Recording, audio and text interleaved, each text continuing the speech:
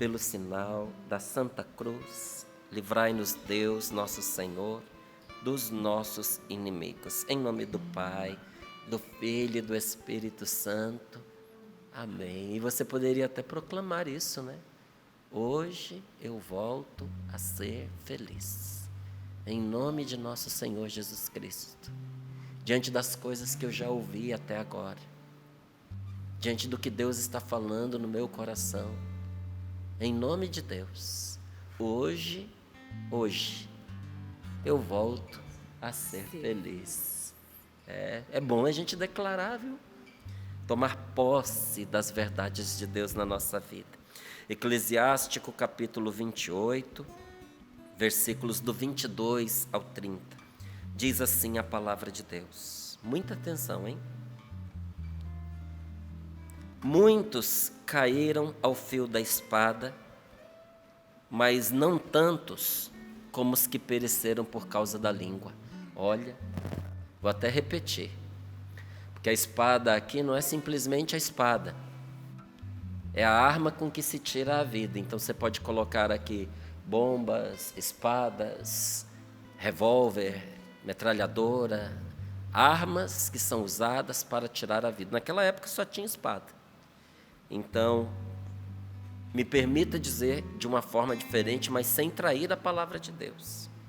Muitos caíram por causa das armas, mas não tantos como os que pereceram por causa da língua.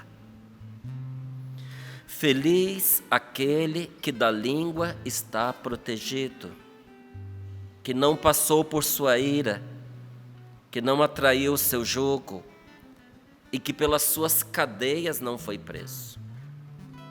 Pois seu jugo é jugo de ferro e sua cadeia é cadeia de bronze. A morte que ela provoca é terrível e é melhor o túmulo do que ela. Ela, porém, não obterá a língua, não obterá o domínio dos justos, os quais não serão atingidos pela sua chama. Os que abandonam a Deus cairão em seu poder. Ela arderá neles e não se apagará. Lançar-se-á contra eles como um leão, e como um leopardo os ferirá. Então, cerca os teus ouvidos como espinhos, e não queiras ouvir a língua perversa. Mas põe na tua boca portas e ferrolhos. Guarda com cuidado tua prata e o teu ouro, e para tuas palavras prepara uma balança, além de freios bem ajustados para a tua boca. Toma cuidado para que não venhas a escorregar com a língua, e não caias à vista dos inimigos que te espreitam, e a tua queda não seja incurável nem mortal. Palavra do Senhor. Graças a Deus. Graças a Deus. Gente, repito aqui o que eu dizia para você agora há pouco. A felicidade passa por aprender a guardar a língua dentro da boca. Porque você viu que esta palavra está nos avisando sobre a língua perversa. Tanto a língua dos outros que falam para nós, por isso que ela diz, cerca de espinhos os teus ouvidos, mas a língua também que é a nossa, por isso que ela manda-nos aqui na palavra, pôr um freio na nossa boca. Espinhos nos nossos ouvidos, para nos proteger da língua dos outros, e um freio na nossa boca para nos protegermos da nossa própria língua. E não é um freio na boca física, porque há uma voz que fala dentro de nós e que nos aconselha. Também essa voz, quando se fala aqui de língua, também a essa voz a palavra de Deus está se referindo. E olha, é uma palavra grave, sim, mas extremamente libertadora. É uma palavra que desata o nó para a gente se libertar. Sabe quando você está usando uma roupa apertada, um sapato apertado, uma calça apertada, que quando você desata o nó, quando você abre o botão do cós da calça, quando você tira aquele sapato do pé, o sangue volta a correr, a vida volta a você, até a alegria volta. É o que a palavra de Deus faz muitas vezes com a gente. Ela nos libera para viver. E olha o que diz a palavra do Senhor: muita gente foi abatida por força das armas, mas não tantas pessoas como aquelas que pereceram, foram mortas, perderam a vida por causa da língua, da sua própria língua ou da língua de alguém. Feliz aquela pessoa que está protegida da língua perversa, que não passou por sua ira, que não atraiu o seu jugo e pelas suas cadeias não foi preso. Pois o seu jugo é jugo de ferro. Quem já pecou pela língua e foi castigado por aquilo que disse, se tornou refém das próprias palavras, tenho certeza que está ouvindo, está dando toda a razão ao que diz a palavra de Deus. E você que não sabe o peso disso, feliz de você. Feliz de você que não passou por isso. Passou pelo quê? Feliz de você que está protegido da ira da língua, que não atraiu sobre si as cadeias, o jugo dela, que por ela não foi preso, porque o seu jugo é jugo de ferro e a sua cadeia é cadeia de bronze. A morte que a língua perversa provoca é terrível. É melhor você descer à sepultura do que ser abatido por ela, porque mata por dentro, mata o coração, tira a felicidade da pessoa, tira a alegria de viver. Mas aqui vem a palavra de Deus, para mim e para você, como um apoio e uma segurança. A língua perversa não dominará sobre a pessoa de Deus. A língua do perverso não terá sucesso sobre um homem de bem, sobre uma mulher de bem que caminha na presença de Deus. Não basta ser bom, tem que ser de Deus. Tem que ser de Deus. Me lembro que eu fui, esses dias eu até relembrava isso aqui no Sorrindo para a Vida. Eu acompanhei uma mulher que foi abandonada pelo marido.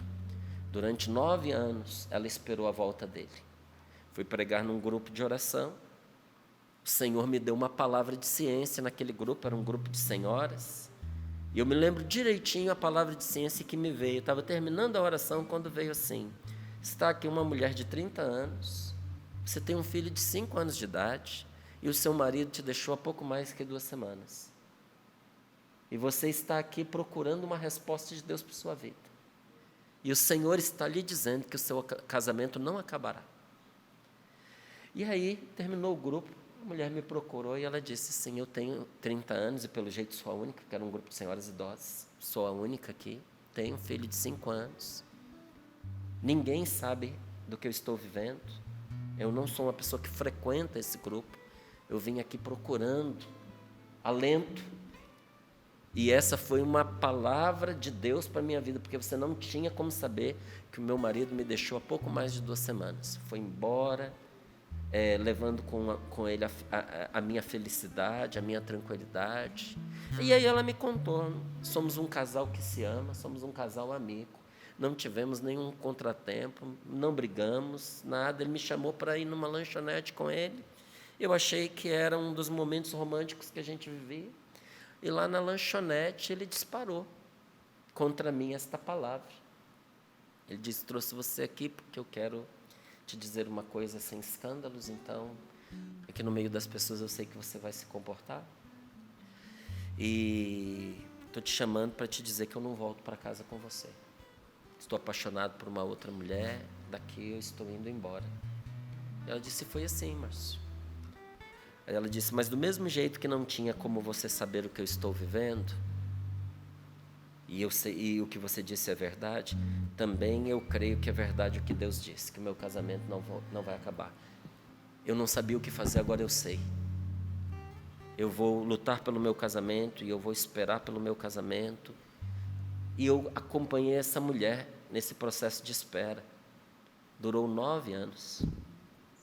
9 anos. E nesses 9 anos, todo tipo de tribulação, tentação que você puder imaginar aconteceu. Sabe, homens que se aproximaram dela, tentando se envolver com ela, momentos de tristeza, momentos de solidão, necessidades do filho, problemas financeiros. E o marido, com a outra, continuava amigo dela. Eu me lembro de um dia que eu estava atendendo em oração, né? E ela me contou que o marido agora estava procurando por ela para tomar conselho de como viver bem com a amante. Eu perguntei, e você, o que responde? Ela, não, eu ensino como viver bem. Dentro de mim eu só pensava assim, gente, essa mulher é muito melhor do que eu. Me ajuda a não dizer nada que estrague essa bondade, porque dentro de mim eu rangia ouvindo aquilo. Falei, Jesus, e ela ensina, e ensinava. Mas ela colheu todos os frutos da bondade dela. Porque chegou uma altura que o marido começou a entender a escolha ruim que ele tinha feito, de deixar sua esposa e seu filho para se envolver com uma outra pessoa. Isso lá, 3, 4 anos depois, ele já estava assim. Quando ele estava tomando a decisão de voltar para casa, já estava combinando isso com ela, a amante, percebendo, engravidou. E aí tudo se revirou novamente. Eu sei que nesse ínterim, né, eu estava voltando para a Cachoeira Paulista, que eu estava fora daqui nessa época. Quando eu cheguei, veio um rapazinho me receber, sabe? Nos encontramos aqui atrás, né? Aqui atrás do estúdio. E aquele menino veio, me abraçou, começou a chorar no meu ombro. Eu abracei ele forte, né? Eu falei, devo ter marcado a vida desse menino de alguma maneira. Mas ele não parava de chorar, ele estava descontrolado. Aí eu pensei, vai ter um treco. Aí eu arranquei esse menino de mim para eu olhar na cara dele. Eu disse, o que é isso, rapaz? O que está acontecendo? Era aquele menino de 5 anos, que agora tinha 14. E entre soluços ele disse para mim assim, minha mãe vai casar de novo com meu pai. Não é que vai casar, né? Mas a mãe só aceitou o marido de volta depois de ele fazer um caminho com ela, de namorar de novo, de assumir um tempo de compromisso sem morar junto. E a volta dele para casa, ela pediu que se desse dentro de uma missa. E o menino veio para dizer que a missa ia acontecer no dia que eu pudesse ir. Porque como eu tinha feito parte da história, a mãe não aceitava que eu não tivesse presente. Eu falei, é claro que eu vou, e vou o mais urgente possível. E quando eu cheguei lá naquela noite, que a igreja estava lotada, porque esse tipo de coisa lota a igreja, né? Todo mundo ficou sabendo, o povo queria ver. E eu me lembro que aquele homem, numa certa altura da celebração, o padre falando para eles, aquele homem se levantou, pegou o microfone e disse, eu não mereço a esposa que eu tenho, eu não mereço voltar para casa, mas eu também não é justo que eu não reassuma a minha família, é o meu dever. Eu não teria mais família se não fosse a igreja, que eu tanto desprezei, para a qual eu não ligava, que deu toda a assistência para minha esposa e foi para ela o que eu não fui no tempo que eu estive fora. Então quero agradecer a Deus, quero agradecer a igreja, que deu possibilidades do meu matrimônio continuar. E voltando-se para a esposa disse, eu não posso reparar o mal que eu te fiz, mas eu posso te garantir que nunca mais eu vou fazer você passar pelo que você passou. Te peço perdão, eu nunca mais eu farei isso novamente, e o que eu puder fazer para te compensar, eu vou fazer. E aí a esposa se levantou, foi lá e disse, resumindo o que ela disse, foi assim, foi muito difícil esses 9 anos, mas se eu pudesse, se eu precisasse passar por tudo que eu passei, eu passaria de novo, de bom grado. Porque o meu marido sempre foi um homem bom, o meu marido sempre foi um bom pai, sempre foi um bom esposo. E quando me deixou, continuou sendo um bom amigo. Apontando para ele, disse, ele nunca deixou de ser o homem bom que ele é. Mas hoje ele está voltando para casa não um homem bom, ele está voltando um homem de Deus. E isso faz toda a diferença. E olhando para aquelas mulheres que estavam lá, eu me lembro muito bem a frase e a autoridade com a qual ela disse. Ela disse, não basta que seja bom, precisa ser de Deus. Porque ser bom não segurou o casamento dela. Então eu lhe digo, não basta ser bom, tem que ser de Deus, porque aqui não diz a palavra para nós, que a língua não obterá o domínio dos justos. E aqui o justo não é só a pessoa boa, é inclusive o pecador, mas que caminha com Deus e que Deus justificou. Então não basta que você seja bom para você ser livre desses males, precisa ser de Deus. E diz aqui, os que abandonam a Deus cairão no poder da língua perversa. Gente, é destrutivo, é desgraçante. Por isso, olha, tanto quanto a gente puder, nós temos que evitar o falatório do mundo. Tanto quanto você puder, você precisa evitar o envolvimento mundano. O que é o envolvimento mundano? É o envolvimento com as pessoas aos modos deste mundo. Porque este mundo tem um jeito estragado de se relacionar com as pessoas e de fazer com que as pessoas se relacionem entre si. Nós precisamos de relacionamentos, todos nós precisamos de bons relacionamentos com a família da qual a gente veio, com o nosso pai, com a nossa mãe, com os nossos irmãos, da família que a gente constituiu, marido, esposa, filhos. Precisamos de bons relacionamentos no nosso ambiente de trabalho, com as pessoas que nós amamos, com os amigos que nós formamos. E se precisamos de um bom relacionamento, me permita te dizer isso. Esse relacionamento, para ser bom, não pode ser aos critérios deste mundo, aos moldes deste mundo, que tem uma maneira estragada de se relacionar com as pessoas. Porque qual que é o problema, Márcio? Você não tem ideia da complicação que isso causa. Essa maneira mundana da gente se relacionar atrapalha demais a vida. E quem entra nessa dinâmica rapidinho se contamina e acaba se prendendo a um punhado de coisas vazias. Tem gente que não consegue avançar com a própria vida porque está amarrado pelos comprometimentos, pelas ligações que obteve no seu jeito mundano de viver. Tem algumas situações que a gente fica olhando, sabe? Eu fico olhando e fico pensando, como é que essa pessoa pode ir nessa direção? Como é que ela pode acompanhar esse grupo? Não pode ser dinheiro. Porque eu acho que tem uma altura que até o suborno encontra o seu limite, né? Eu acho que tem gente que não se venderia, em certo sentido, por qualquer dinheiro que fosse desse mundo. E por que a pessoa vai naquela direção? Aí a gente começa a imaginar o que é que às vezes alguém sabe a respeito dela e com a qual a chantageia. É isso que a palavra de Deus está dizendo. Você nunca cai sob o jugo de alguém perverso quando a sua vida é uma vida reta, uma vida correta, quando seus relacionamentos não são pautados nos critérios porcos desse mundo, mas de uma vida pura, de uma vida santa. Aí ninguém tem o que fazer contra você, meu amigo, não tem como te chantagear. O máximo que podem te fazer é matar. Mas se te matarem, te perdem, né? Porque você pode perder-se para este mundo, mas você é ganho para Deus.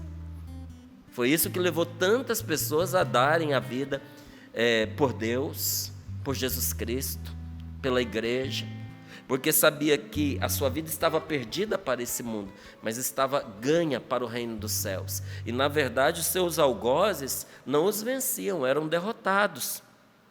Às vezes eu fico lembrando e pensando, sabe, sobre tantas coisas e tantas situações que eu vivi, E eu concluo, né? Oh, meu Deus, se eu tivesse ficado calado, não é? Você já teve essa impressão? Você já passou por algo semelhante? De você se soltar ali diante das pessoas, porque a gente não fica embriagado só de álcool não, viu, gente? A gente se embriaga com álcool, a gente se embriaga com drogas, a gente se embriaga com os excessos, até com o nosso ego. Às vezes a pessoa está se sentindo, sabe? Aí ela está fora de si, porque ela está se achando o ó do borogodó. Aí ela solta a língua e ela fala o que não devia. E quando sai dali, que ela chega em casa e põe a cabeça no travesseiro, igualzinho acontece com a bebida, acontece com esse falatório, bate uma ressaca. E você começa a pensar, eu acho que eu falei demais. E depois as consequências vêm, porque quem ouve guarda aquilo contra você, usa aquilo para atacar outras pessoas em seu nome. A pessoa queria muito tempo dizer isso, mas não queria arcar com as consequências. Então ela diz tudo e põe na sua conta. Não sou eu quem estou dizendo, foi fulano que disse tal dia em tal lugar. E aí a gente começa a assumir as consequências das coisas que a gente falou. Se eu tivesse ficado calado. Quanto casamento a gente perdeu a alegria por causa das coisas que foram ditas. As coisas estavam indo, né? Ora boas, ora não tão boas. Mas depois daquele dia, daquela discussão em que aquelas coisas foram ditas, uma ruptura aconteceu, uma quebra. Você percebeu que a vida se foi, a alegria acabou naquele dia. A partir dali, só ladeira abaixo. Oh, meu Deus, se aquela conversa não tivesse acontecido, se aquela comparação não tivesse sido feita, se aquela ameaça não tivesse sido dita. Se aquele desaforo não tivesse sido derramado sobre aquela pessoa. Se eu não tivesse me juntado àquele bolinho de pessoas, aquela panelinha, aquele grupinho de gente. Se eu não tivesse dado ouvidos àquela pessoa. Ou se eu não tivesse me aberto com aquela pessoa. Bom, mas agora já foi. Né? Agora já foi. Você nunca se perguntou por que tão rapidamente e com tanto gosto, a gente abre a boca e se põe a tagarelar com os outros? Você nunca se perguntou? A gente precisa se perguntar, sabe? Porque mesmo sabendo por experiência que ao sair dali, são poucas as vezes que a consciência vai limpa. Porque quem muito fala, muito peca. Sabe? No excesso do falar, caminha muito pecado e a gente sabe disso. Por que a gente tem tanto gosto, sabe, em falar se a gente sabe que tem consequências? Você sabe qual é o motivo? O motivo é porque a gente quer que os outros nos ouçam, nos aprovem, nos confirmem, nos consolem através dessas conversações. A gente está buscando validação. E às vezes validação até num erro. Então sai catando, né? Fala para um, fala para outro, até achar alguém que diga para a gente aquilo que a gente quer escutar. Mas a consequência vem, meu amigo. A consequência vem. Nós queremos desafogar o coração cansado das dúvidas, das indecisões e, sobretudo, das acusações. Porque quando a gente vive no erro, a consciência fica pesada. A consciência fala dentro de nós. Então a gente quer se justificar que todo mundo pensa desse jeito, que todo mundo age assim, que todo mundo faz assim. Então nós vamos procurando para ver se tem alguém que diz para nós aquilo que nós queremos escutar, que contraria a nossa consciência, mas que vai na direção daquilo que nós queremos escutar para aliviar o peso da nossa consciência. E daí nós ficamos falando o tempo todo, ou pensando o tempo todo, não é? Das coisas que amamos, que desejamos, que nos fazem sofrer. É o tempo inteiro a gente falando daquilo. Ou pensando naquilo, procurando argumentos para nos conformar na direção que a gente já tomou para a nossa vida. A gente já decidiu. Às vezes a contragosto de Deus. Tomamos a decisão de fazer a nossa vontade em detrimento da vontade de Deus. E queremos alguma coisa que nos alivie o peso da consciência, mas que dó. Que dó, eu digo para você, porque tudo isso é em vão. Tudo isso é inútil, porque esse falatório exterior, esse falatório à volta de nós, está entre os maiores empecilhos para nós ouvirmos a voz de Deus e recebermos a sua força e o seu consolo interior. Sabe o que você precisa? Você precisa da força de Deus. Você precisa do consolo, não de gente que está perdida. Porque às vezes a gente vai buscar conselho com quem está mais perdido do que a gente. Às vezes a gente vai buscar ajuda em quem está descendo a ladeira e que vai puxar a gente com ela. O que você precisa não é desse tipo de resposta, nem desse tipo de conselho, que pode até te agradar no que você ouve, mas que não vai te ajudar em nada. Você precisa da sabedoria que Deus dá a quem o ouve. Você precisa da força que Deus entrega a quem o busca na oração. É disso que você precisa, é disso que eu preciso. Então, o que é que atrapalha que nós ouçamos a voz de Deus e tenhamos essa força, essa sabedoria, esse encorajamento, esse consolo? O falatório exterior. E quando eu digo o falatório exterior, inclusive aquele que está na nossa cabeça. Mas se está na nossa cabeça, ele não está dentro? Não, mas ele não está no íntimo de nós. Ele é superficial. Mesmo sendo só você com você mesmo, ele está no mais externo de você. Não vem daquela fonte íntima, dentro de nós, onde fala o Espírito Santo. Sabe, essa cabeça louca, solta, sem rumo, sem direção. A cabeça, não estou falando nem da boca agora. Ela nos atrapalha a ouvir a direção de Deus e de receber dele a sua força e o seu consolo. Buscar a consolação fora atrapalha a consolação interior proporcionada por Deus. Vou dizer de uma outra maneira: quando você busca a sua força no mundo, você abdica da força de Deus, que tudo pode. Você troca o ouro por lata. Você troca poder por uma forçazinha fraca, vagabunda, fuleira, que não dá conta de nada. Existem coisas na sua vida que só força não vai dar conta. Você vai precisar de mais do que força, você vai precisar de poder. Mas não é a mesma coisa, não. Uma pessoa muito forte pode não ter poder. Então você pega um camarada desse, sabe, halterofilistas, forte, campeão mundial, e diz para ele: eu quero que você levante aquela carreta que está ali. Ele pode ser forte o quanto ele quiser, que ele não vai conseguir tirar aquilo do chão, meu amigo. E você vai dizer que ele não tem força? Força ele tem, mas a força que ele tem não permite que ele possa levantar uma carreta. Então ele tem força, não ao ponto de poder levantar uma carreta. Poder é força? Sim, mas nem toda força é poder. A força só é poder quando ela permite que você possa. E isso só Deus pode te dar. Será que o que você está precisando hoje não é mais do que força? Mas é de algo que venha de Deus e que torne possível para você poder realizar algo, poder se libertar de algo.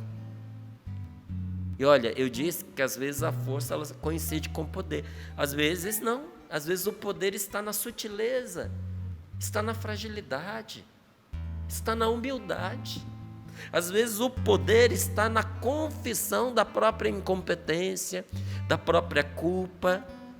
E quando a pessoa se rende, que é um ato humano de fraqueza, de fragilidade, aí ela encontra o que ela precisava para se libertar, aí ela pode se libertar. Então, aí olha aí o poder onde está. Então, meu irmão, nós precisamos ficar atentos e rezar, para que o tempo não voe sendo desperdiçado, sabe?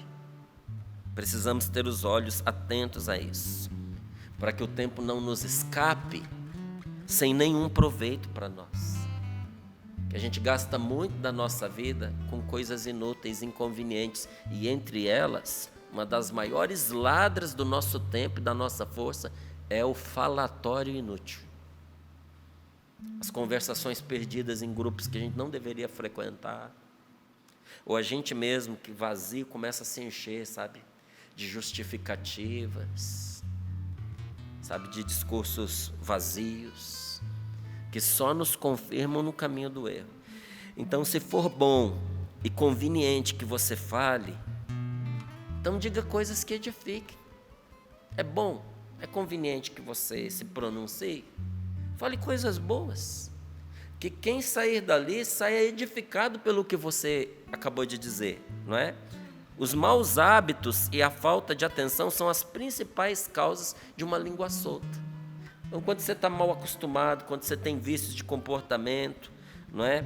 Quando você não presta atenção nas coisas que você diz, a sua língua ela fica sem rédeas. Então, o que a palavra de Deus está nos dizendo? Que a gente precisa se corrigir e pôr um cabresto na nossa boca. Isso vai trazer muito bem para a nossa vida. Por outro lado, as boas e santas conversas, elas ajudam demais a gente a crescer como pessoa cheia de sabedoria e de unção. Olha que saudades que eu sinto daqueles primeiros anos do grupo de oração que eu frequentava, porque nós tirávamos tempo para conversar sobre as coisas santas, para conversar sobre as coisas de Deus. E hoje, às vezes, é difícil. Você senta com uma pessoa para poder falar sobre as coisas que nosso Senhor tem feito, a pessoa começa a bocejar. Coisa chata, né? Você começa a contar as maravilhas que você tem visto Deus fazer, e às vezes até dentro de um grupo religioso. A pessoa fica chateada, enciumada, porque ela começa a transferir para você uma obra que quem fez foi Deus. E em vez de se alegrar com o que Deus fez, a pergunta que fica dentro dela é: por que não fez comigo? Por que não comigo? Por que não através de mim? E a gente vai começando a ficar limitado até nessas partilhas que são educativas. Sabe, foi ouvindo o que Deus fez através dos meus irmãos, onde eu comecei minha caminhada, que os meus olhos foram se abrindo e eu fui entendendo: Deus faz isso por meio de gente. E eu me alegrava e eu queria ouvir mais. E se eu tivesse ficado invejoso e ciumento, impossível que eu tivesse continuado minha caminhada com Jesus. Teria ficado travado lá no meio do caminho. Peça a Deus a graça dessas boas e santas conversas. Gente, nós precisamos conversar, mas precisamos ter conversas santas. Eu digo nem tanto para fazer propaganda, sabe? Mas há um tempo atrás, comecei a prestar mais atenção nas famílias, principalmente por causa da minha esposa. A Rose, ela sempre insistiu muito na questão da falta de diálogo e de compreensão entre os casais, de namorados, de noivos e casados. E ela dizia para mim: as pessoas não se entendem porque não conversam mais, perderam a capacidade de ouvir. E eu fui prestando atenção naquilo e eu fui vendo que muitos dos casais que a gente atendia era para compreender um, compreender o outro e ajudá-los a se compreenderem, porque não é que eles estavam com ódio um do outro, não sabiam conversar, não sabiam se entender, e por causa das feridas iam se armando um contra o outro, postura de inimigo entre pessoas que se amam.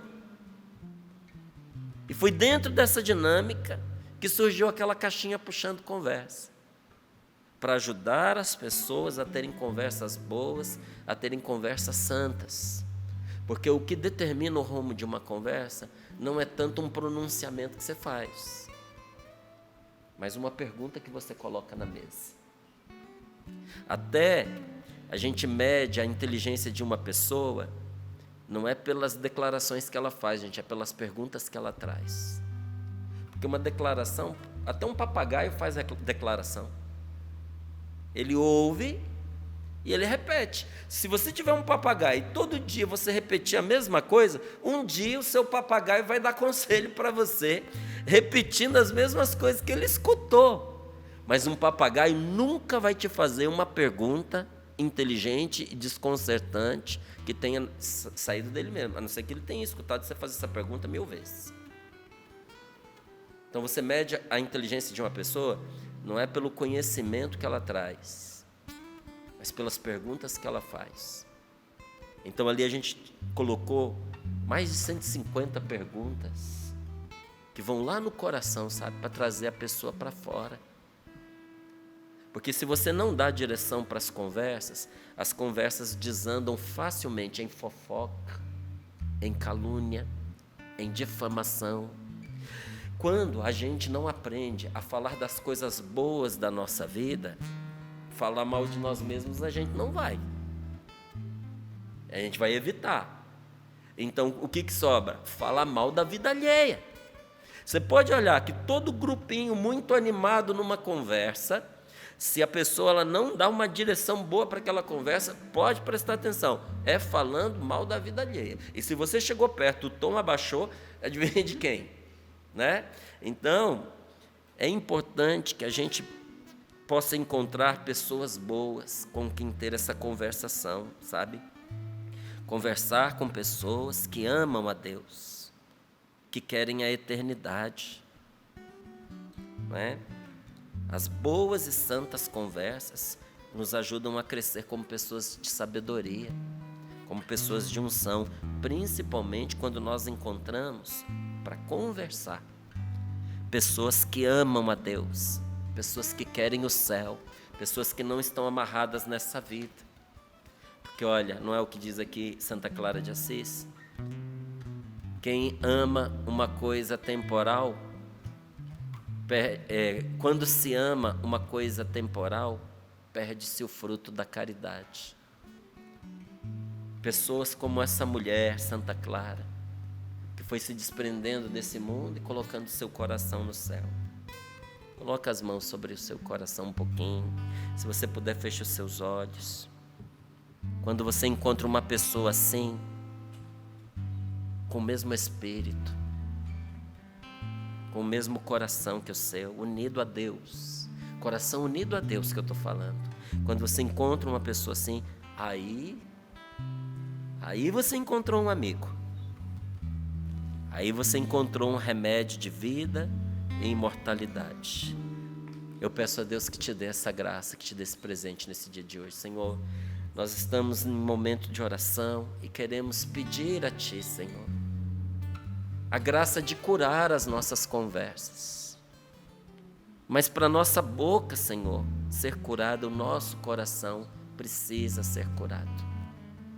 Senhor, ouvindo esta palavra, nós queremos Te pedir, põe Tu, Senhor, esta cerca de espinhos nos nossos ouvidos, para não darmos espaço a nenhuma língua perversa, que venha estragar a bondade dentro de nós, as nossas boas intenções, que venha plantar perversidade dentro da gente.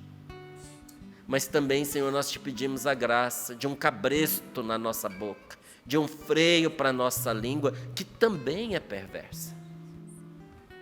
Dá-nos a graça, Senhor, de dominar as coisas que nós ouvimos e as coisas que nós dizemos. Mas não basta simplesmente nos esvaziarmos do mal. Nós precisamos ser cheios das coisas boas, Senhor. Das boas conversas, das santas conversas. Põe gente de bem ao nosso lado.